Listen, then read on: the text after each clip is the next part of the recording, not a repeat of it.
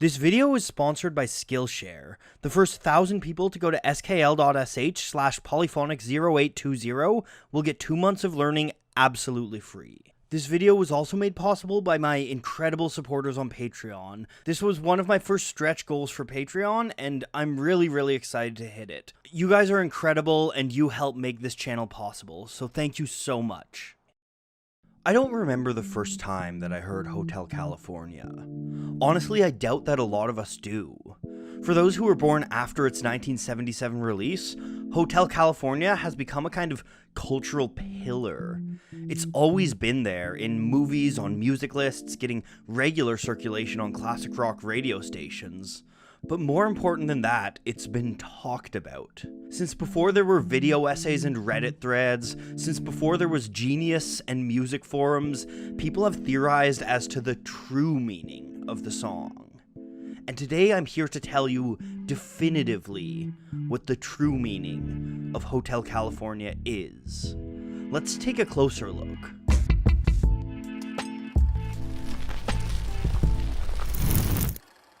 Okay, so as cool as it would be if I could tell you the true meaning of Hotel California, that's just not possible. There is no one true meaning to any song, and anyone who tells you otherwise is selling something. But even if there was, I don't think that's the most interesting part of Hotel California.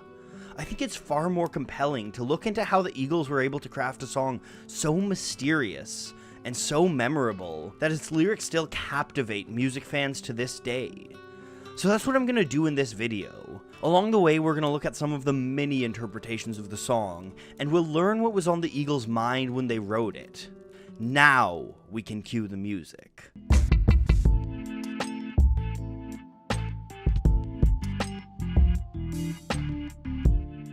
Hotel California started its life in a Malibu beach house. Don Felder had rented the place for the summer and sat in the bedroom with a 12-string guitar one July afternoon. He developed a handful of melodies and put them to tape with a 4-track recorder.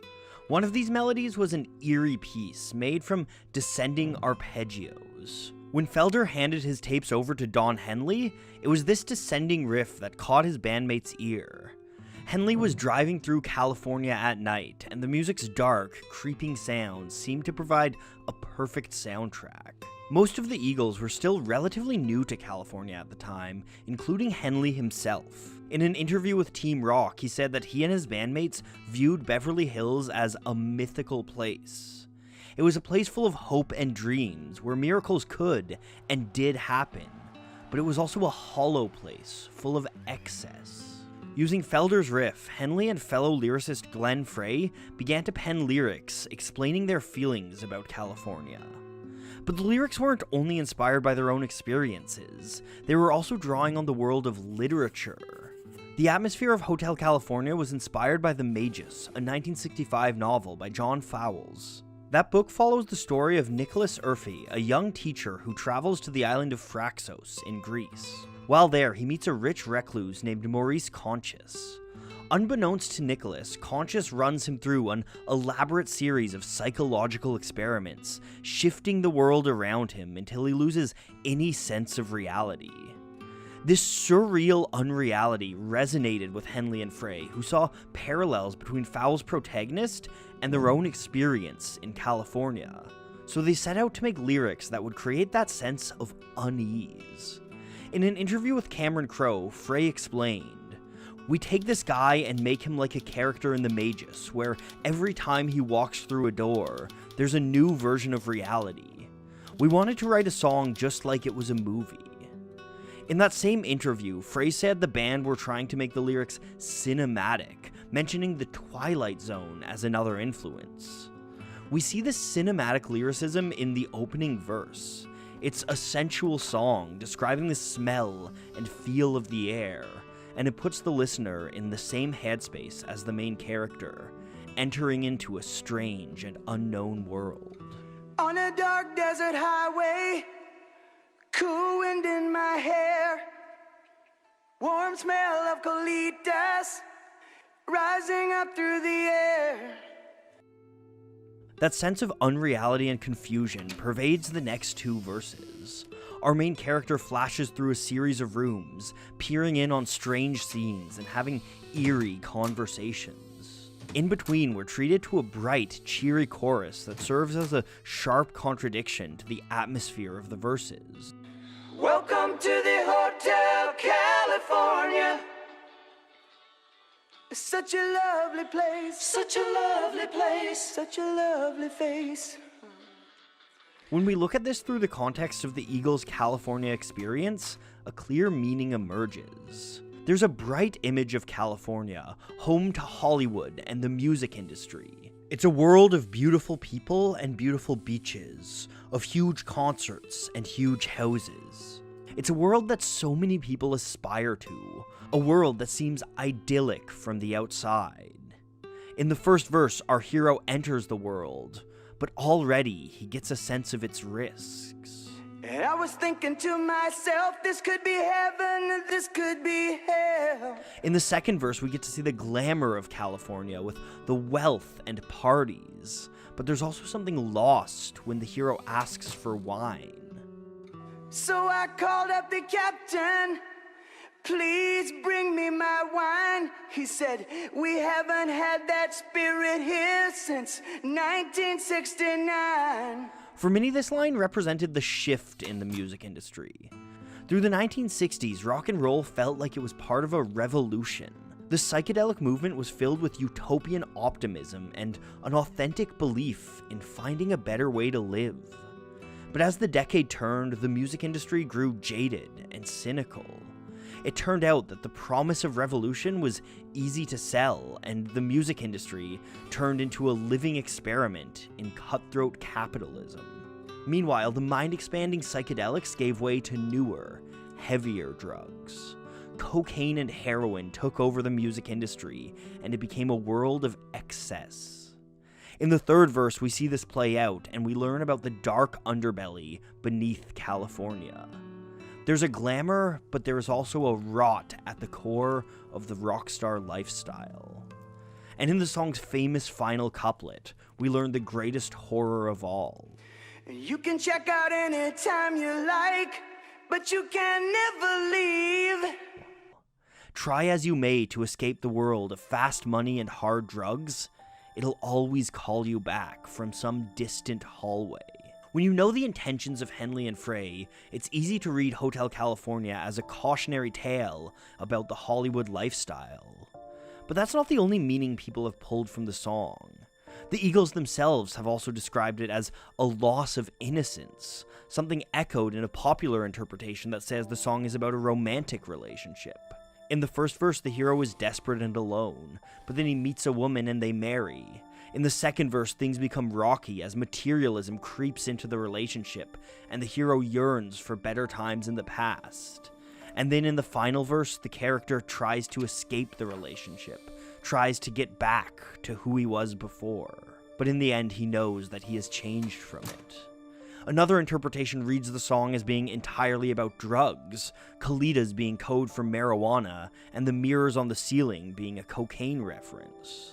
One of the most popular readings of all reads it as a religious allegory, with the hotel being a metaphor for hell. Once again, this reading is easy to see in the lyrics, as it's a song full of religious references. So why is it that there are so many takes on Hotel California? Well, I think this speaks to the way the song was written.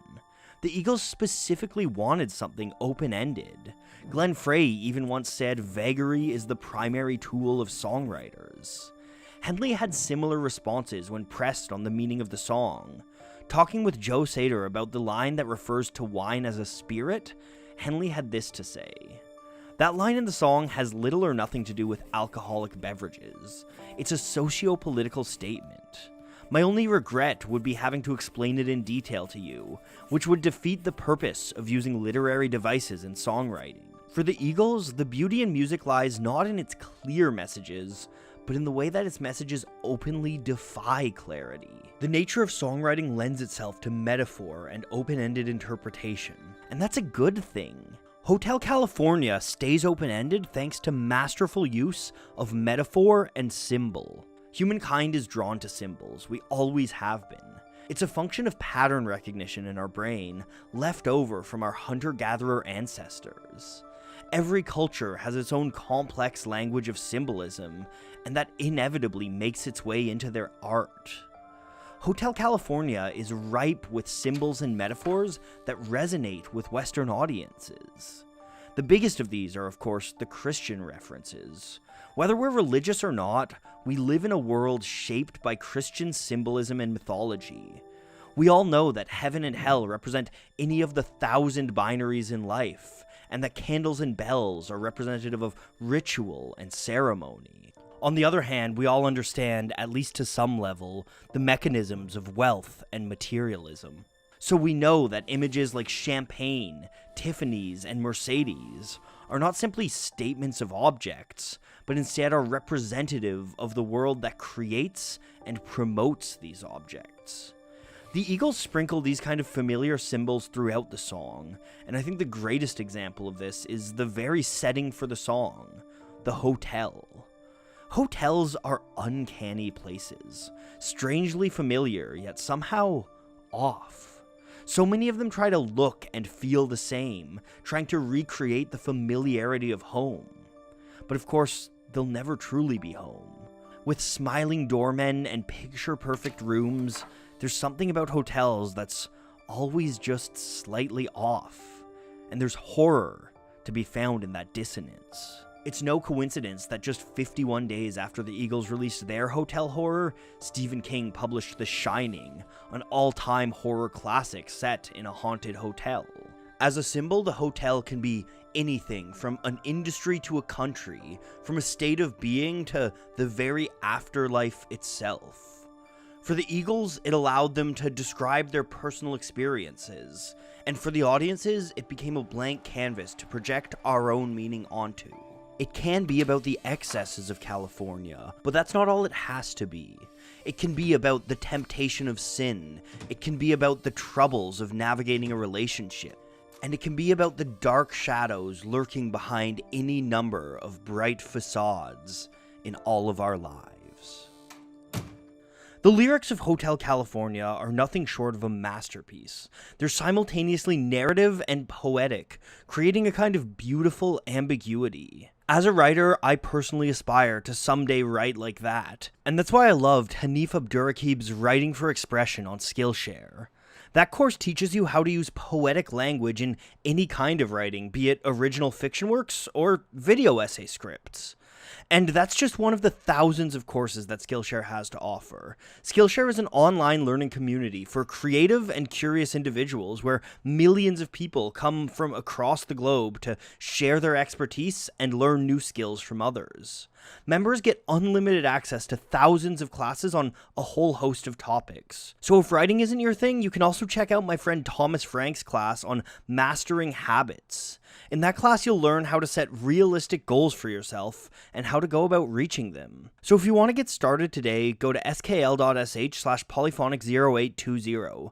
The first 1,000 people who click on that link will get 2 months of Skillshare Premium absolutely free. And after that, an annual subscription is less than $10 a month. Not only will you get free access to thousands of courses by following that link, but you'll also be doing a ton to help my channel and to make it so that I can keep putting out these videos week after week. So thank you guys so much.